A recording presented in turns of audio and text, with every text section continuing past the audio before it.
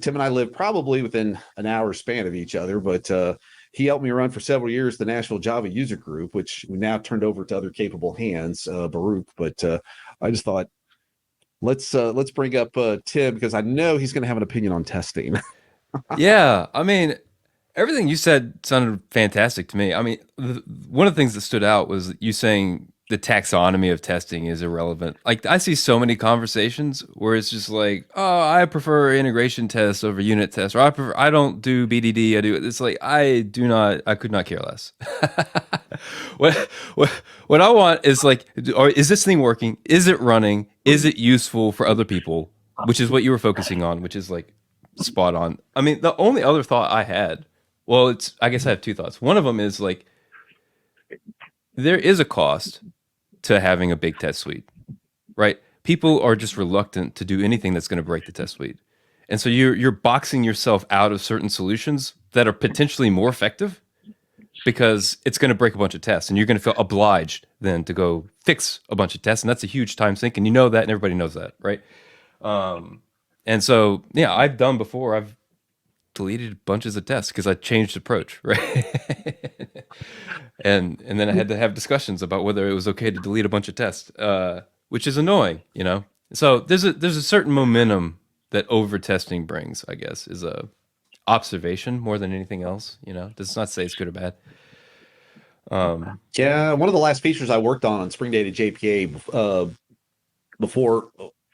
before I was told, okay, you're not doing any more Spring, Greg, was I'd found in Data JPA it has like 6 different ways that you can end up building JPA queries. Okay, and I would always end up I'm over in this corner of the code, or I'm in that corner of the code, or I'm down here, and I'm like, oh wait a minute, the thing that I built helps me here, but wait, I don't have access to it down here. Is there a way I can kind of unify it to where the stuff that is shared is indeed shared? And so I confess I used a little bit of Chat GPT to get me going on it. Like I was like, Chat GPT, do you know the internals of Spring Data JPA? It said that it did. So it may have scanned that. It may have been lying. I don't know. But I had asked it, and it gave me some ideas, and then I went and ran with them, and I started kind of retooling the internal plumbing of Data JPA to be like, I want one flow, and in this scenario, we're going to go out this way, and we'll branch it, but we're going to come back here. And some of that stuff that definitely broke a lot of test cases. And so I'm sitting there like you're saying, do I make this change or not? And I'm like, I'm making this change. I decided I'm making this change because it's the right thing to do. Right, This, right. But this you had change to is have the right some thing kind to of do. moral grounding to go through this pain that you're about to go through. Yes.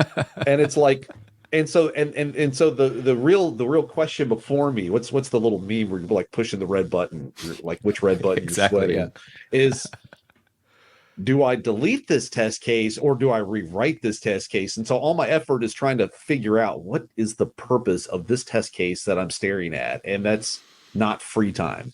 No, and you know, newsflash: there's a lot of like meh tests out there, right? Like the Mm-hmm. vast majority are going to be meh, not critical, not a linchpin test here, right? Mm-hmm. And I could see some like at this point I can I could look at a test case and say, okay, I'm seasoned enough. This test class here, I could tell was written maybe in the earlier days when they were trying to, get the first ropes up the cliff and they needed to establish something. Like, okay, that's fine. It served a valuable purpose then. Is it serving us a valuable purpose today? Do I know enough here to maybe throw away the entire methodology of this test class and rewrite it on firmer ground today? And so there's this whole, oh, I'm gonna rewrite this app, and when I'm gonna rewrite it, it's gonna be better. And then it's like, well, that's bad to do that. And it's like, well, there's somewhere in the middle where maybe it makes sense. This area would benefit if I just rewrote this section. Maybe I rewrote a test class. Yeah, So, yeah. And I mean, that's an interesting point too. That's an interesting skill that people don't actually talk about that often is going into a section of code and like and reading into like the history of it just by reading the text itself, right? Because you can always look at the Git history or whatever. That's helpful. But there's a skill to being able to look at a section of code that's like, oh, you know, so and so wrote this. They're gone. You know, they did some funky things here and there. And you could tell just by looking at it, right, whether or not this is something you should pay attention to or, we're going to maybe delete this test, right? Now, for those of you that are catching us live, if you go to procoder.io/question, you can find the link. The link is both in the description and it's pinned in the chat, or at least it's pinned in the chat on YouTube. We're broadcasting all kinds of places. Go pose your question. Do you have a question about testing? Throw it in there, and I promise you, I'll make Tim try to give you an answer. It'd be good. I would love Let's it. back up a little bit though. I like throwing you into the middle of the lake, but let's catch up and say who is this fine gentleman here today who's being assaulted by his cat? Yeah, we're gonna have a visitor this whole time through. I thought about that this morning. It's like I could sit here and pet him like an evil villain, but I'm gonna try and keep pushing him off. So what's your Hello from background? Is that Serbia, you're a pro coder Vladimir. today? Like how did you get to being a pro coder? Like what's your Yeah. So here, strap in. It's a long story. All right. So I went to high school in Arkansas. That's where I'm from, Southwest Arkansas, a little town called Hope, Arkansas, right near Texarkana. And I went to high school there, and then went to college at Hendrix College in Central Arkansas. So I got my degree in. I got a double major in music and in physics. And my music undergrad was because I got a stipend to play music. In the physics side, I told myself when I signed up for it was, well, I need something, practical that I can use to make money down the road because I know I'm not going to make money as a musician. And it turns out like 18-year-old brain doesn't really fully make all the connections you need to. Physics is not practical. It was fun. It was interesting. I did some fun things. But one of the things I did when I was studying physics was I worked on for a summer. I worked as an intern on a particle accelerator experiment where I was helping design the database that was going to collect the data from the particle accelerator experiment. And so I had to learn SQL and I had to learn Perl and I learned a little bit of Vim in that time frame as well and in command line stuff. This was my junior year. I started to do a little bit of coding for the first time in my life. And it was interesting. I found myself staying late at the office, continuing to try and make things work. I wrote some hilariously bad code in this time frame, but it was good. So I graduated a couple years later. I didn't really do anything more with code. I worked with my now father-in-law at his law office for a year. This was in the midst of the 2008 financial crisis, right? Which it's a fun time to be graduating college with no real world skills at all. So yeah, I worked for him for a year. Definitely knew how to get out of there. I started studying Java nights and weekends. All of the coursework for my college's Java class was free online, and so I worked through all the coursework for Java, and then I went to Germany for 6 months. wow. I got an internship at a company called Miele. They make dishwashers and vacuum cleaners and consumer appliances. So I went over there, and I found myself once again doing a lot of programming to aggregate data from test runs we were getting from medicinal washers. So these are washers that are designed to get like dental bits sterile, right? So they're souped up washing machines, and so I was doing a lot of data collection on those, and so I had a bunch of stuff numbers I had to crunch. So I ended up writing like VS, whatever, I forget what, VB Basic, right? Visual Basic, Oh yeah. to crunch through a spreadsheet. Ended up doing more programming, and I was like, I like this programming thing. So as I'm prepping to come back to the States, I'm frantically applying to every job I can possibly imagine. I mean, I was applying to nonprofits because I had done, organizational work before. I was applying to anybody who would take an application because I needed a job coming home from the States. And I found on Craigslist an ad for a small company in Nashville that was doing financial modeling. And I answered the ad, and they came back with like a request, an interview, a short, prep interview with the recruiter, and he had me run through a couple of questions, and then I went through the broader interview, which they handed me a project that was like half done, and they wanted me to more or less complete it. And it took me a solid week of just banging my head against the wall. There's a bunch of technologies I had no idea about, like Java Beans and Spring. Spring was in there, Hibernate. It was running on Tomcat, right? All these things I had never heard of in my life. And I'm just like scrambling around trying to get this project completed. And I did. And it took a week, but I got the project fully done, turned it in. And it turns out I was the only one to fully complete all the steps of the project. And so I got the job. Uh, it was very, very low paying for the market at the time, but I had no skills and they were willing to teach me, and that was part of the deal. And so it was a trade I was super happy to make. And so, yeah, spent the first couple of years at that place. I don't know if you want to get further into the career or not, but Well, that's interesting. One thing I remember is, I moved up into the Nashville area around 2013, and soon after that is when I launched the Java user group, because I'd met one person at a .NET conference that used to be there, DevLink, and so it's a .NET conference, and I met this one other person that did Java, and we are like, we've got to do a Java user group, but somewhere in 2017, I had gone on a team trip to Germany with my Spring Data colleagues. And when I came back, I remember we got together. I think it was later that year, and I must have mumbled something about speaking German, and you were like, "I could speak some German. Let's try to just sit here after the jug meeting is over, and we're sitting at a pub in Nashville. Let's see how long we can talk in just German." And I was like, "Okay, I'm game for that. Let's try that." I'm like, let me say that. And so that was I remember completely that forgot about experience this, but fondly. this sounds just like me. But that was I can speak a little. I speak okay. I can hear a lot better than I speak nowadays, but I it's thought that good. was funny. Oh, we have now we have this is an international show. Vladimir says hello from Serbia. Hello, Vladimir. Thanks for visiting the show. Um, but Yeah, the that's the thing. It's like, I remember, like, I've got textbooks on shelves, and actually I've used some of this time off to go to sift through and be like, what books do I no longer need? I have some books, like the Dragon book for compiler construction. I will never let that book go. It's The irony is that book still retails today on Amazon for about the same price that I bought it back in college days.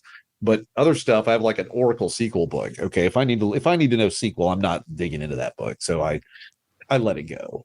But some of these software engineering books that are like, let's talk about let's talk about testing. I was like, okay, well, that sounds like an important topic to talk about. And what I realize is some of the stuff is they start talking about the taxonomy. I think they mean well in that let's describe it, let's ascribe it attributes, but I think people have seized the wrong parts of that discussion when it comes to testing. It's like, okay, that's a nice thing to know, but see, I'm a sucker for these meme ads where somebody who's like, unit testing is a drawer on Rails. Okay, we need to make sure that the drawer runs correctly on Rails. I mean, that is its primal function. And then here's another drawer that runs on Rails. But here's the integration test: is the two drawers, right, hit each other. You can't open them all the way. right. I, my thing is always like, you really should, unless you're like providing a platform as a company, and so the API is the product. You really should be clicking through and seeing, hey, does this feature that I'm working on still work? What is the experience for this user? I think most developers, it would be well served to spend at least some amount of time towards the end of every cycle confirming that, what the user is experiencing is the outcome that we want. Which, yeah, I mean, that serves the same purpose as an integration test. I'm just never sure that it's like, is it best to codify that and like put it out of sight, out of mind, or is it best to keep it front of mind, the thing that you're delivering, right? I tend to fall on the latter, but And that's right. It's something like I could not, like one of the later, like, so in all the textbooks that I had, because I went to college back in the early 90s. In the early 90s, the words acceptance testing didn't exist. So nobody talked about acceptance testing. So by the time that flavor of testing emerged, it sort of was late for me to think about adopting it. And it's not until I was sitting in that conference room and I'd had the epiphany. I learned one of my favorite design tools, software design tools, is called Microsoft Word, because it's like, let me just write down what you're saying and capture that as bullet points or whatnot. And I thought, let me use PowerPoint in this conference room because the font is big, and let me capture those 5 steps that you're describing to me. And I'm back at my office capturing this scenario, and I was like, wait a minute, that was an acceptance test, wasn't it? That was like it was like an acceptance test. I was like, now I get it.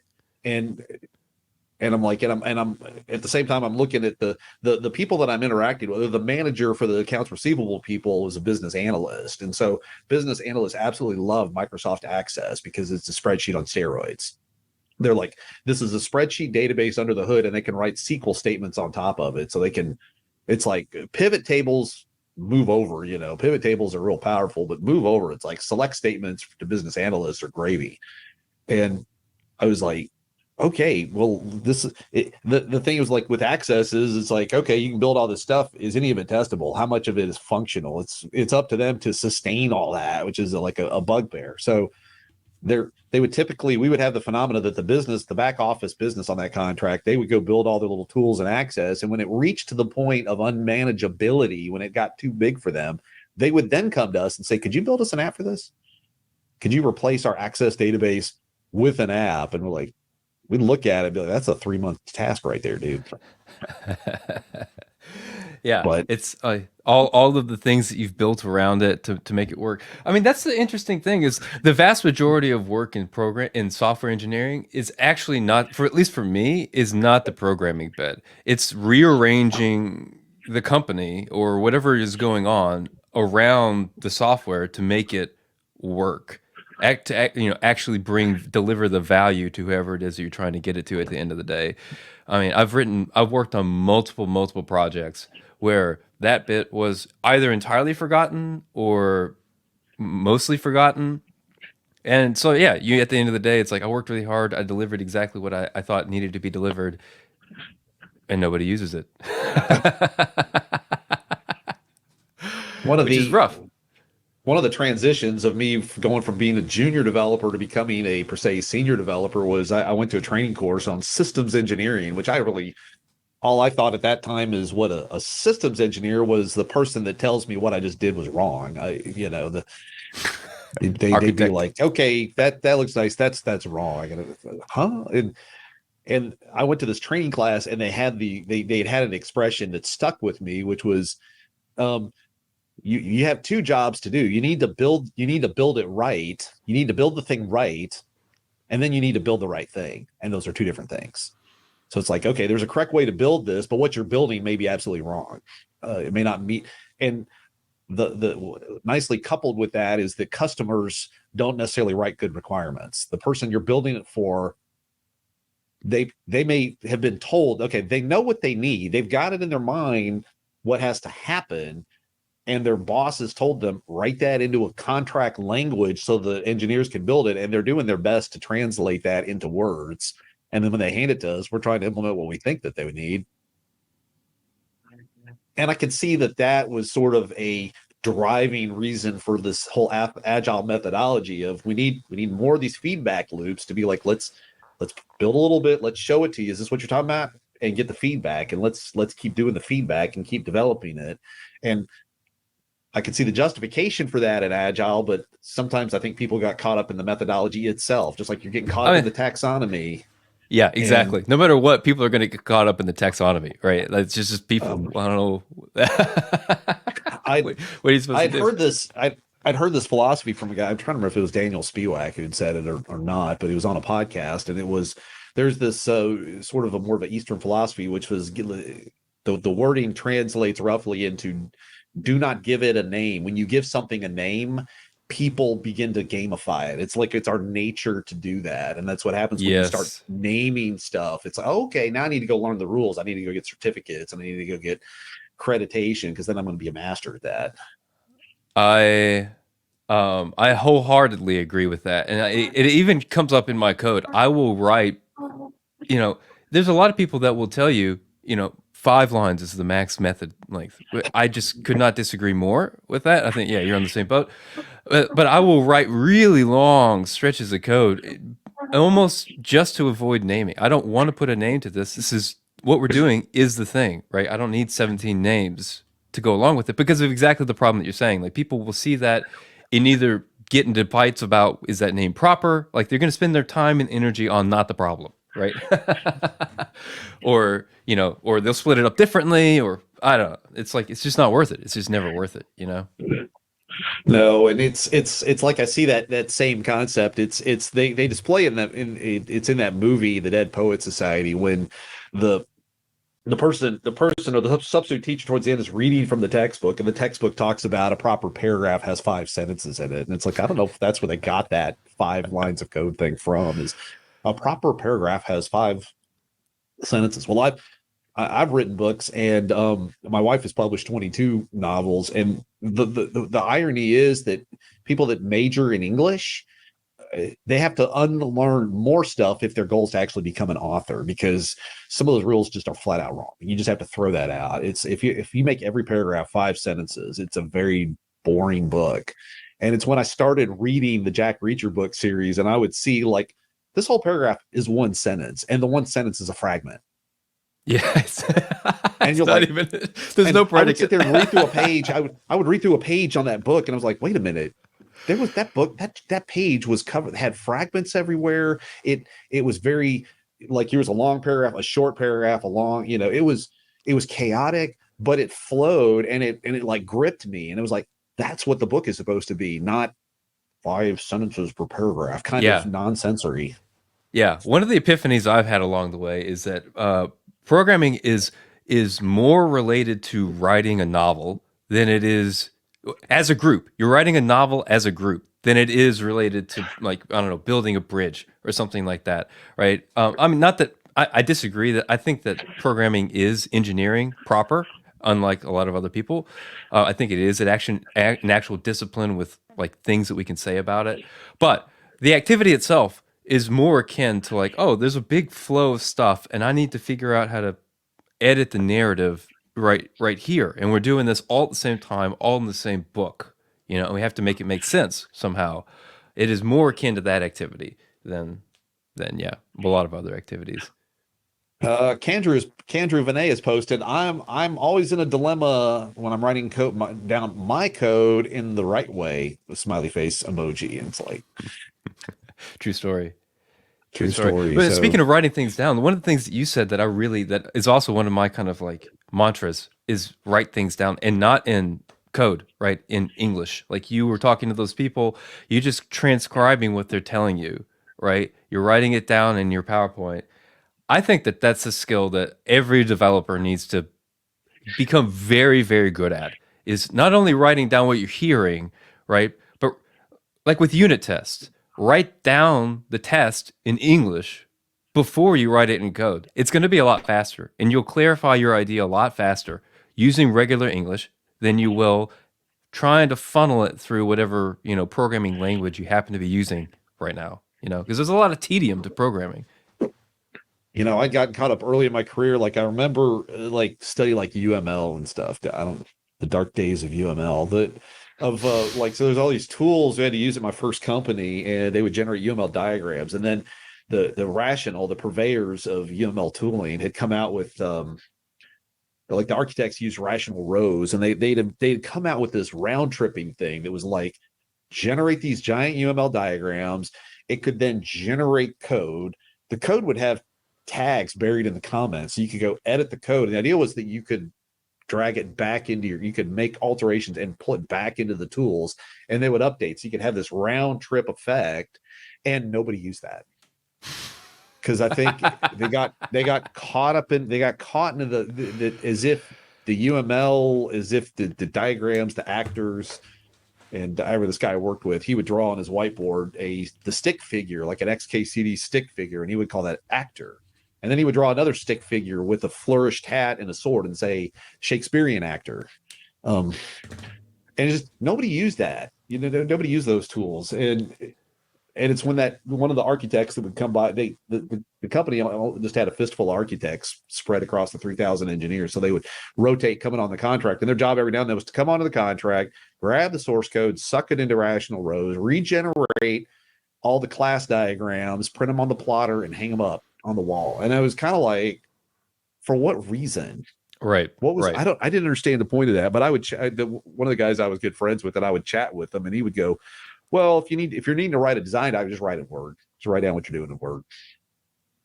And I was like, what? I thought the stuff. He's like, nah, just put it in Word. Right. It's a lot faster, a lot easier. This is, to me, okay. You're touching on the kind of real. This is the core issue at work with all the talk about testing, all the talk about types, a lot of like build tool conversations, a lot of programming language conversations, a lot of the developer centric conversations. The problem that I have with it is that they all end up becoming like a game within the game. They become a game worth playing for its own sake, and it's just a really natural human inclination to say, oh, I want to get really good at this, at writing tests, and I want to get really good at talking to the type system, and I want to get really good at Kubernetes or whatever, right? Like, I want to get really good at these things that in and of themselves are not that valuable. So you're taking focus away from the end-to-end value in order to hyper focus on a thing that might or might not provide value, depends on the case. But I think we as an industry overall just get gamified, right? Like we take to these things that are fun to solve and end up not solving the real issues that people are having around. Not always, but often, especially in conversation. If you're enjoying the show, give it a big thumbs up and share it with a friend right now. Some of the fun I would have with the thing that would give me the warmest fuzzies is just back in September, I was at the latest Spring One conference. It happened to be Spring One at the VMware Explore conference in Vegas, and I was able to chat with Baruch as one of the people. But they would ask us to put time in at the Spring booth, and so I'd go down there, not because it was like, now I got to go to the booth. It was like I like going there because at least in the Spring community, there people are going to come by there. People are excited to come by and talk about Spring, and it's interesting that in conference where we were less than 10% of the conference, we got a huge draw of people to come by there and like chatting with people to be like, what's the problem? What is your problem that you're solving today? And people would start giving us the real feedback. It's like, well, in our department, we have 100 apps that we're managing in the cloud. And so they're one of their biggest issues is we want to upgrade from Spring Boot 2 to Spring Boot 3. How do we do that? That's a major data point, because I was like, I didn't know that. And building, working on the portfolio project that I was on, I really wasn't aware of that as a big issue. It's like, how do we do that? And happened to be that one of our developer advocates, Deshaun, was with me at the same time on that, and he jumped into it. He'd actually built a tool using Open Rewrite to assist with that, and so he would share with that. I was like, oh, okay, we're aware of this issue and doing that. But I like talking with people that are actually using this stuff because their insight is epic.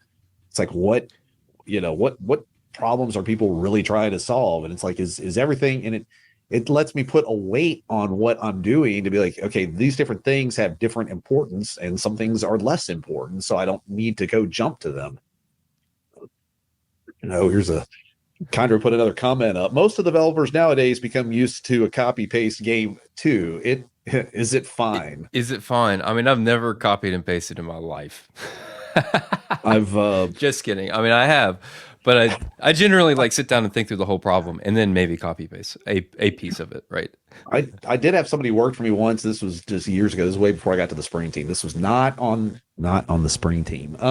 I had somebody who we'd hired, a new grad, and he copy pasted everything, and he could not process the context that he was in to understand how to tweak it. Understand, okay, here's a chunk of code I found on Stack Overflow, and this seems germane to what I'm solving, but you didn't you needed some extra guard checks to put in there based on the context, and he couldn't do that.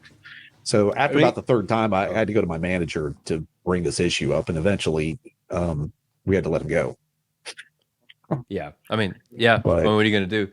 I mean, but it is that thing. Like, it's back to the end to end. For me, it's always the end to end, right? You need to know what problem you're solving, and you need to know how to get from here to there, and then you need to think through that before you write any code.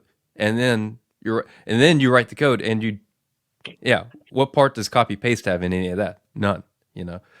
No. Now, once you get to writing the code, like, oh, I don't know how to do a stable sort or whatever. Okay, copy paste that.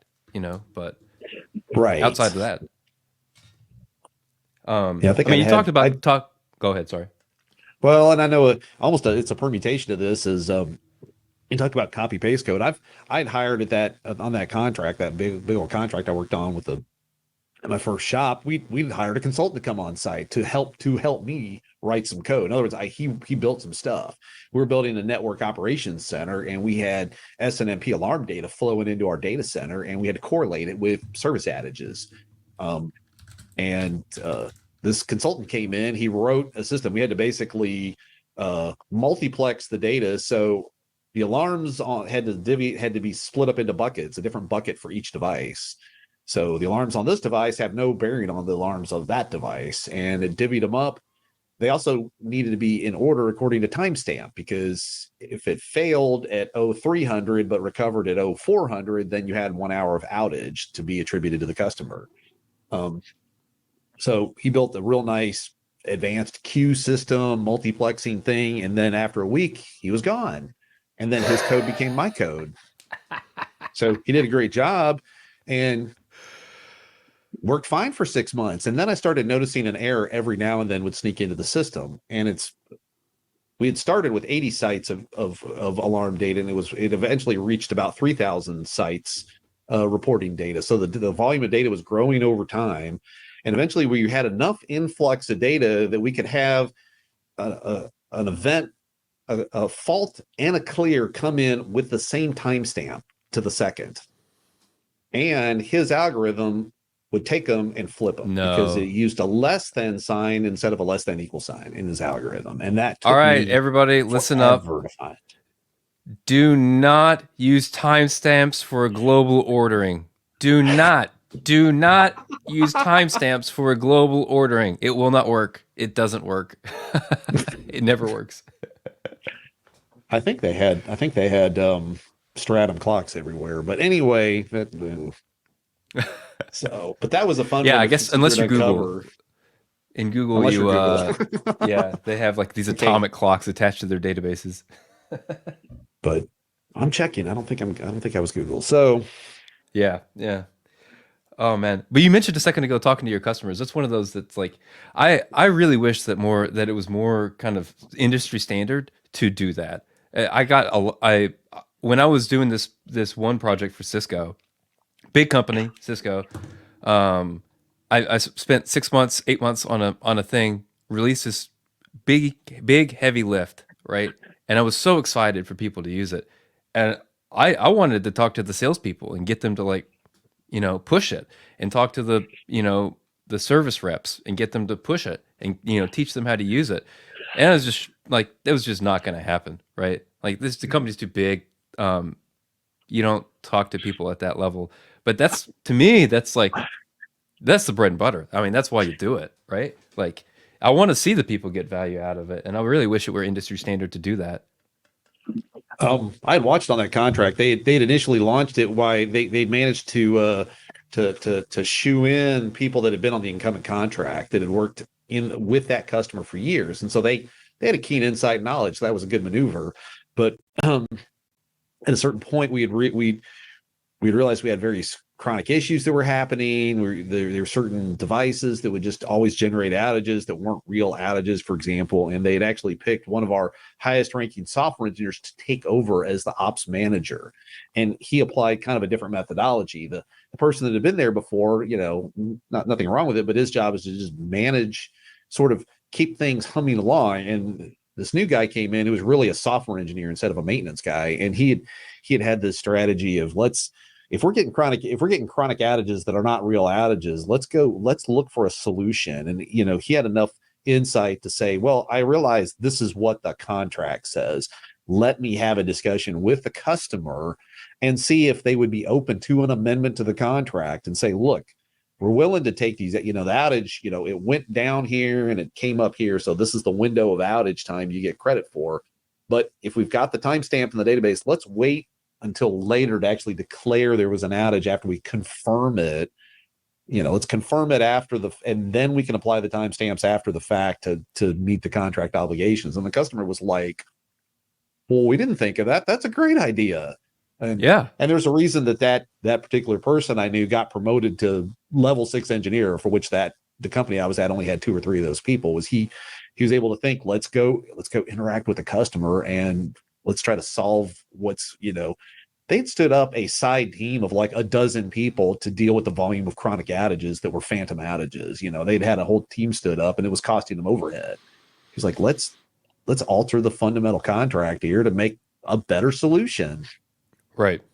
I mean, you really want to be involving the people that are going to be using your stuff in the solution discussion. They will tell you things that you do not know. For sure. 100% of the time.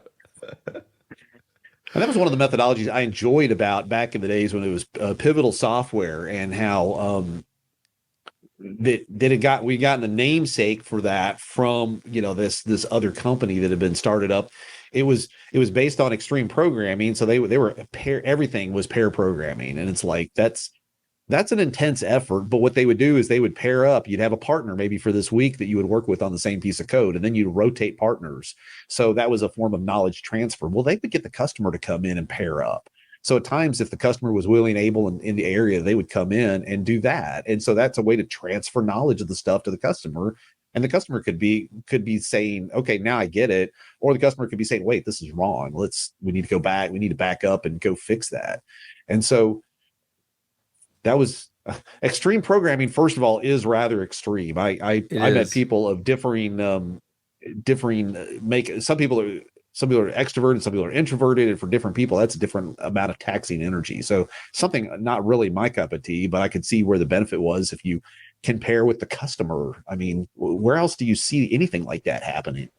Right. No, that's brilliant. I never would have thought of that. That's an interesting approach to kind of integrate them into that common practice. And just bring them along for a full day. The thing is like, it doesn't even necessarily matter what you're doing. You kind of just want to be spending time with them. So it's like just a good excuse to spend time together and let them talk about how they work, talk about what they're concerned about, talk about what they're doing. That's great. Extreme programming is tough though. It's I don't think there's anybody that comes to the end of an extreme programming day and isn't just more, or pair programming day even, right? And isn't just more tired. It requires more of you, even extroverts.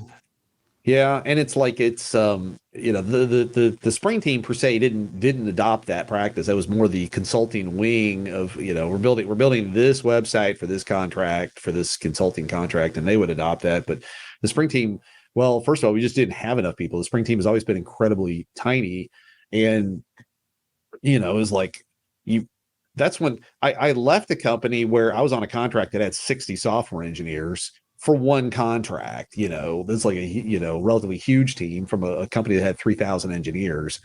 And I got onto the spring team to find out all the portfolio projects are maintained by a team of like 50 people. And I was like, how? I don't comprehend that.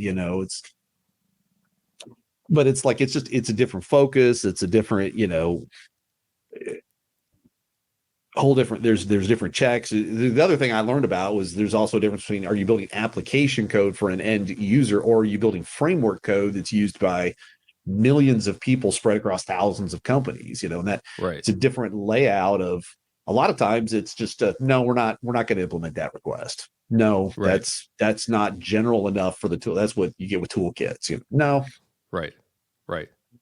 I mean, there's a process of convincing, right, that you have to do to get a feature in. How many projects were in the portfolio again?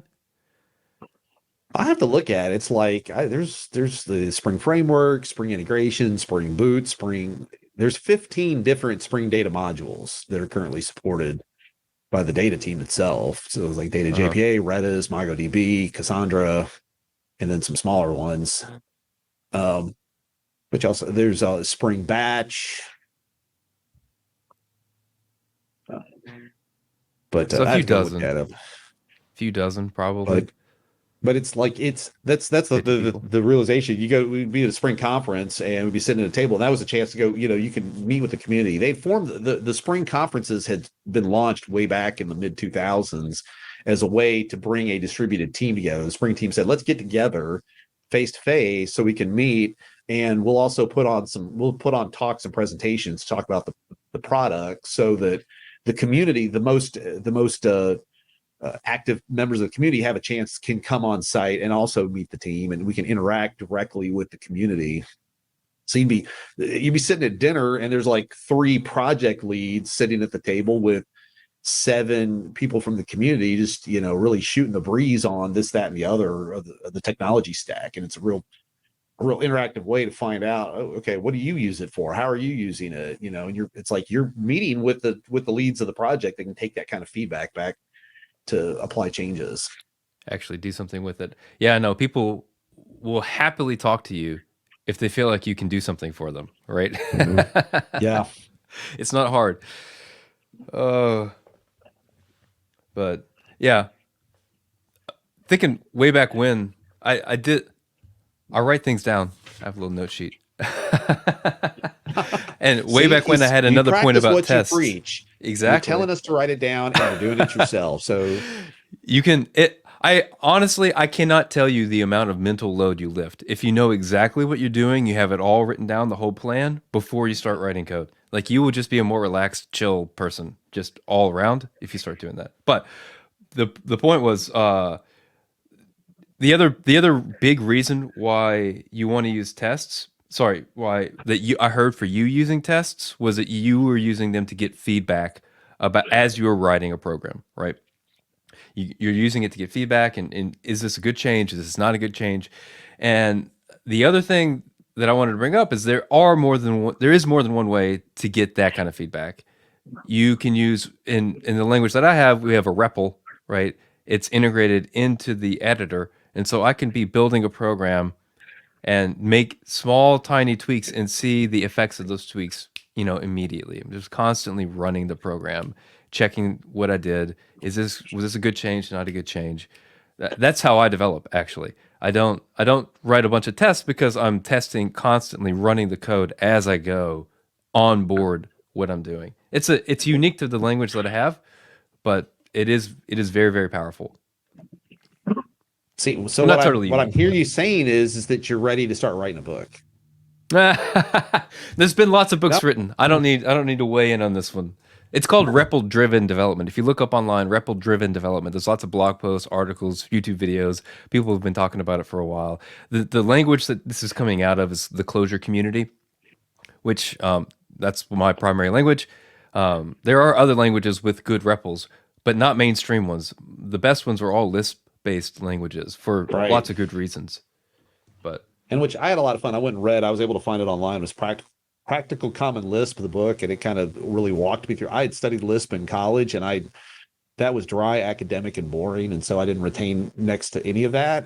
But I right. went and read Practical Common Lisp, and I was like, "This is cool. This is kind of neat." Now I see the point, and that was very intriguing. So, and this is the other reason I was like, I got to get Tim to come on the show here, because he has a perspective I don't have, and I've noticed when I talk, I've found that, like, I know what this world, this part looks like, but if I, what the heck, oh my, You get I didn't know about gestures. that I think feature.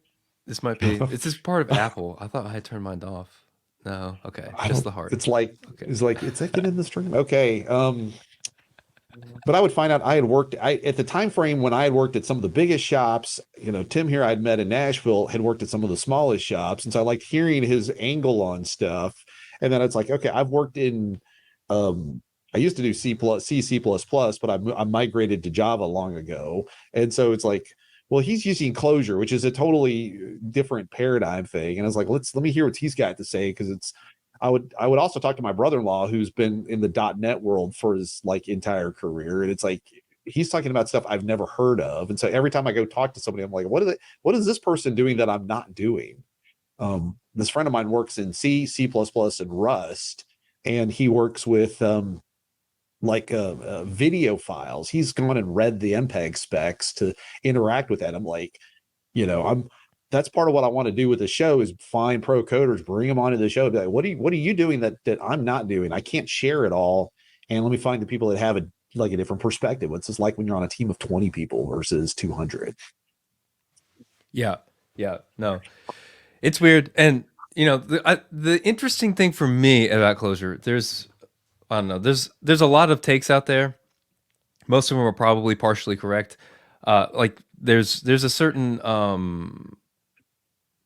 pomposity. Thanks, Kendra.